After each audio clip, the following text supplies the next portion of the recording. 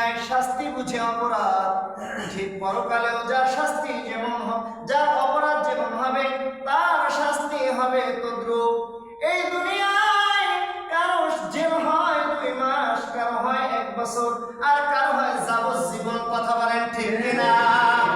যারা কাফের বেঈমান তারা জেলখানায় অর্থাৎ জাহান্নামের মধ্যে থাকবে, খালিদিনা ফিহা আবাদা, চিরস্থায়ী। কথা বলেন ঠিক কিনা? কিন্তু মুমিন কি চিরস্থায়ী জাহান্নামে থাকবে? না, থাকবে না। মুমিন যারা তারা যদি অপরাধ করে, পাপ করে, যদি আল্লাহ তাআলা কবিরা গুনাহের কারণে জাহান্নামে নিক্ষেপ করেও ওই শাস্তি ভোগ করার পরে একদিন না একদিন জান্নাতে আসবে। কথা বলেন ঠিক কিনা? এটাই সঠিক কথা ভাইরা।